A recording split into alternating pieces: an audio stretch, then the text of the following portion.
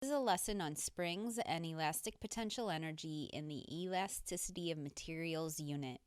Before we move too far forward into thinking about potential energy of springs, I wanted to review what we know about elasticity and are bringing with us to this unit. We know that materials respond to forces by becoming deformed in size or shape, and the model that we've established for this is the spring model of molecules, where the chemical bond between any two molecules can be represented by a spring, an ideal spring, by the way. And so when I press on any portion of the solid, I can imagine the spring stretching or compressing in order to accommodate those forces. Also, what we know is that materials can be deformed, will exert reaction forces, restoring them to an original geometry. So there's some sort of pulling back or pushing back that we expect to happen in this model reliably with the ideal spring. This depends on either the composition or strength of that bond or the spring model of it and the displacement from the original geometry. So when we think about the work of an ideal spring, and that's a typical way to enter energy, is to think about work done by a force. We know the spring force, and we've covered that in a few lectures prior. The spring force is given by the vector equation negative k delta x. And what happens is what we know about the spring is that the work that a spring does is path independent. And if you remember that from the definition of work when we talked about conservative and non-conservative forces, the spring force is a conservative force, which means that the path is independent. And how do I know that's true? Well, when I look at the work done by a spring force, and this, again, we're assuming this is an ideal spring. For an ideal spring, it will respond linearly according to the force applied. Its displacement will respond linearly. So when we graph those two things, we get a line. And what we know about work is that it is the area under the curve of the position versus force graph. And that's represented in the calc-based version of physics here with an integral of f dotted into dx, where this force is a function of the position. And I can run this through an integral. If you don't know calculus, that's not major. What you need to know is what we get out of this is that the work done by a spring depends on, of course, the spring constant, or how strong or weak that spring is, and the initial and final positions of that spring. And notice it doesn't matter how many times that spring went back and forth. The work done by the spring is isolated just to this displacement and the final displacement, the initial and final displacement. So let me draw a picture here just so that you're clear what the model is and what we're going to be working with. So here's a spring, and let's say I've applied an outward force, there's F me, that's pulled the spring outward from its original position. So I'll say its equilibrium position is in the center right here, and I pulled it past there. When we think about that spring, it's exerting a force in the opposite direction. F spring. It's opposite in the direction of the displacement, so I know it's in that direction. I also know that the displacement, the amount that I have displaced it, delta x, is in this direction, and I can call that the distance that the force worked over. The force of the spring worked over this displacement, and you can see those two things are opposite one another. When I think about x initial and x final in the equation, then I'm going to have an x initial, so maybe that was the equilibrium position, and then I move it out to another x final out here. But what happens is overall, when I look at this equation, all I have to consider is what is the magnitude of how far it's been displaced to begin with. Doesn't matter if it's compressed or stretched. And what is the displacement in the final position? It doesn't matter if it's compressed or stretched there. And that's how we find the work done by a spring. Notice that those delta x's, x final and x initial, delta x's are squared. It is not equivalent to take the difference of those two and square them. That is not the same mathematical operation, so don't think those are the same thing. You must square each term before you subtract them. So now that I've established the work done by a spring, It's not the most productive way, and you can see that down here, but not the best way to think about energy of a spring. Again, I'm going to go back to the fact that this is a conservative force. And when we look at conservative forces, potential energy allows us to consider the state functions of conservative forces easier. We did that initially with gravitational potential energy near the surface of a planet, MGH. We could talk about the work done by the gravitational force, but we don't do that. What we do is we think about the potential energy of an object that is above the surface of the Earth a certain distance. Okay, so that's how we're going to consider the potential energy of a spring. We know that the work done by a conservative force is negative the change in potential energy of a conservative force. And I can model that for you here too. If I draw a spring and I know that I pulled it out, if I pull it out this way, F me, the force of the spring is in the opposite direction. And what I've done is I have pulled that spring out so that it is at some displacement, delta x, away from the equilibrium position. All right, so here's the equilibrium position, and I've stretched it out. And now I've given that spring potential to do work. Right, that's the way we think about potential energy. If this is the ground and I have some object above it, some distance h, the gravitational field has a potential to do work on that mass. The same concept applies with spring potential energy. When I compress the spring or when I stretch the spring out to some displacement from equilibrium, I give that spring a potential to do work, and so it has potential energy. And notice when I look at the potential energy term, I have the half k, which makes sense, and then I only have delta x squared, which is how far is it displaced from the equilibrium position. Okay, so that's L minus L naught as we had defined it in the spring force. The spring constant is still in newtons per meter. This is energy, so the units is joules. And notice that now we have a potential energy term. We can use it as another potential energy term in conservation of energy. I'm going to put a pin in that idea for right now, and just let's do a quick problem about how to just use this equation in conjunction with spring force. Okay, so a different mass I chose. A 3.2 kilogram block is hanging stationary from the end of a vertical spring that is attached to the ceiling. The elastic potential energy of the spring block system is 1.8 joules. What is the elastic potential energy of the system when the 3.2 kilogram block is replaced by a 5 kilogram block? Okay, so we have two different situations, and what I'm going to do is make a chart here for mass 1 and mass 2. We have two different masses. And so when I look at the values, I have a 3.2 kilogram mass and a 5 kilogram mass. In each different situation, they're going to have a different potential energy. So they gave me the potential energy of 1, mass 1, and the initial situation is 1.8 joules. And they're asking me, what is potential energy 2? What is the potential energy of the system when it's replaced with the 5 kilogram block? Okay. When I look at this and I think about things in my equations, I don't know delta x's. It doesn't tell me how far the first spring is stretched. It doesn't tell me how far the second spring is stretched. Don't know it.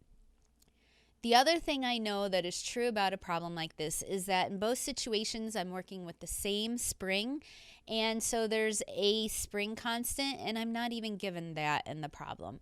So we don't have a lot of information given in the problem.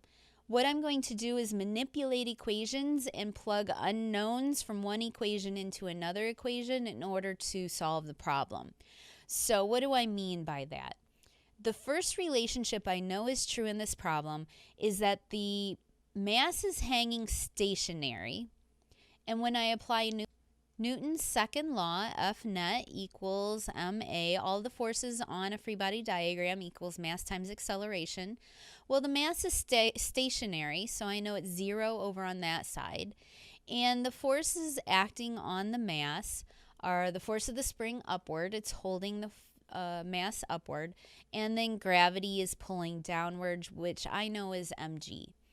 The force of a spring is given by the magnitude is K delta X. So the net force on this mass is going to be the force of the spring up minus gravity down. When I manipulate this equation and I plug in what I know, I'm going to get the force of the spring, which is K delta X, equals mg. And this is true for both masses, both mass 1 and 2. And I'm going to hold on to this equation just for a minute. Something it does let me isolate is delta X. Notice that delta X is in this equation. I don't know delta X for either situation, and if I solve this equation for delta X, I can plug it into another equation where delta X is and get rid of that term. So that's what I'm going to do. When I look at the potential energy of a spring, I know it's 1/2 K delta X, and I'm given a value for the first spring. So I'm going to play with that equation a little bit more because I'm also asked for the potential energy of the second spring. So I'm going to have to use this equation in order to solve. And what I'm going to do is take what I know about delta X and plug it into that equation. So the potential energy of the spring is 1/2 K, and then delta X squared. So I'm going to go mg over K quantity squared. Well, when I simplify this, you can see that the mg on top is going to say squared. There's no mass or gravity elsewhere in the expression to cancel. I get a k squared on the bottom and a k squared on the tops, and that yields a k in the bottom. And so I get this general equation for potential energy that relates mass, gravity, and k. And again, I don't know k, but here's a trick. I want to relate potential energy 1 and potential energy 2. I know potential energy 1. I'm wondering what potential energy 2 is. And I can write out an equation, potential energy 2. And it may seem weird that I'm doing 2 first, but I want to solve for 2, so I'm going to put it first. So potential energy 2 has to equal m2g quantity squared over 2k. G is a constant, 2 is a constant, K is the same for both situations. It's the same spring. I'm going to write out an equation for potential energy 1. M1G quantity squared over 2K.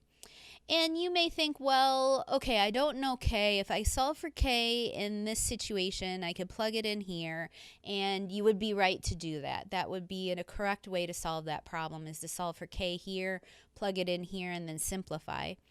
I'm going to do a little bit more sophisticated algebra step, and this may be your opportunity to pick this trick up. I'm going to divide these two equations. And when I divide these two equations, you may see what happens. There are a lot of things that cancel out that are the same between the two situations, right? The gravity's the same, the spring's the same, the 2's the same. Gravity cancels there and there. The 2 cancels there and there. The K cancels there and there. And when I simplify this equation, I get this relationship, potential energy 2 over potential energy 1 equals m2 squared over m1 squared. So I'm going to simplify that to m1 over m2, m2 over m1 quantity squared. And I can even just make it a little bit easier. Instead of having potential energy 1 on that one side, I can multiply it on the other, potential energy 1. So I'm ready to plug numbers into my equation and actually solve for a number. Mass 2 is 5. Mass 1 is 3.2. I'm going to put parentheses around that and square it. And potential energy 1 is 1.8 joules. And that would be potential energy 2. When I run this through the calculator, I get a value of 4.3945 joules. And that would be the answer to the question, was the elastic potential energy when 5 kilograms is on. I'm okay with this number. The mass is larger. I'm getting a squared value of the ratios. And so I know that the potential energy 2 is going to be larger than potential energy 1, and that's the case in this situation. So that's a straightforward example of just using the potential energy equation. I haven't introduced conservation of energy and how to use that in conservation of energy yet. So just to review really quick, conservation of energy to me starts from the work energy theorem, the work kinetic energy theorem. And how I divide it up is that there's some sort of initial state. We add or subtract some energy in or out of the system, and we end up with some final energy state. So I think about energy in terms of states. We're going to identify an initial state, a final state, anything non-conservative that happens in between. You could also count heat in here. You are grown up enough in physics now to realize that you could have heat or in or out of the system. But for the most part with springs, we don't have heat in or out of the system. That's usually conserved for thermal processes. So initial energy state, work in or out of the system by non-conservative forces equals some sort of final energy state. And what we know is that there are now multiple types of potential energy that we can put into these potential energy terms. Just like there's multiple types of kinetic energy. There's translational kinetic energy and there's rotational kinetic energy. I could do that on both sides. Translational or rotational, those are both true. And with potential energy, now I have multiple types of potential energy. I could have gravitational potential energy on either side. I could have spring potential energy on either side. Let's see, what else? We could end up with electrical potential energy, which if you keep studying physics, you will see that's true. So there are lots of terms in here, and we have one more that we can put in there, 1/2 k delta x squared for the potential energy of a spring. So I've chosen an example problem for us in order to see how that works in problem solving. Notice I've put the equation for my conservation of energy, the way I think about it up here, and also the spring potential energy term. We have a situation with a spring and a surface and a ramp. I've labeled this side D, so this side is H. A 2-kilogram block is pressed against a spring. Okay, so in the initial situation, there's some sort of spring energy going on. I pressed the block against the spring. They give me the K value here, and it compresses 10 centimeters. The block is let go, whereupon it travels across a rough spot on a level floor, then slides up a frictionless ramp. The coefficient of friction is 0.45 over the distance D equals 0.2 meters. Find the distance D the block slides up the ramp. One thing I know that I was given in this problem that I hadn't included is this is a given angle of 30 degrees. So we know that angle in there.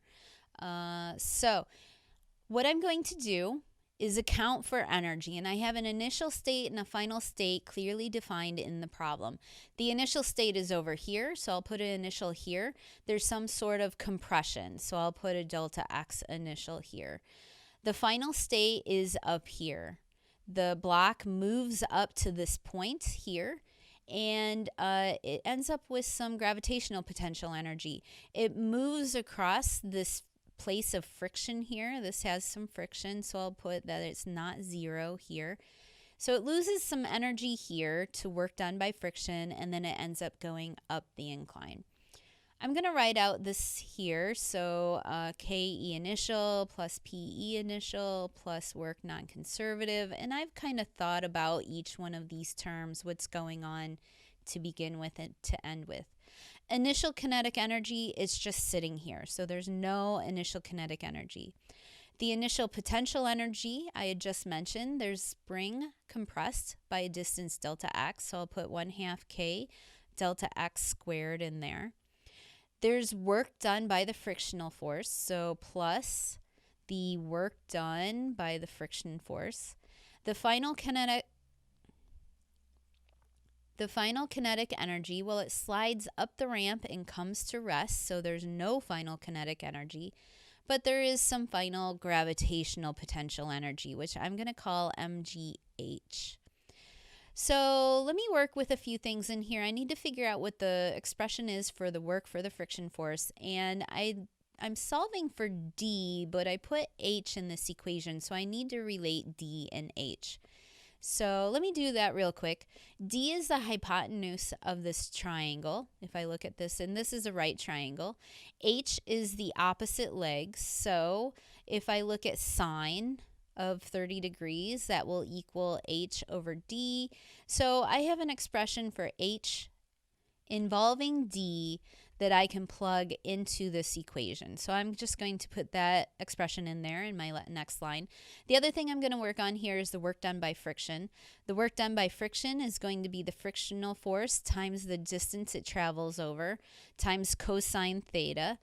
When I look at the block, the displacement vector here is in this direction, and the force of friction is in the opposite direction. So I'm going to have 180 in here, which tells me that friction is taking away energy. This just turns out to be a -1 in that term if you take cosine 180. The friction force, I know, is mu times the kinetic friction times the normal force. When I look at the forces in the y direction on the block, I have the normal force upward and the weight downward. And so the normal force has to equal the weight in this situation, so I'm going to put mu k times mg. I'm putting all this together. The work done by the friction force is going to be negative mu k mg times the distance d here.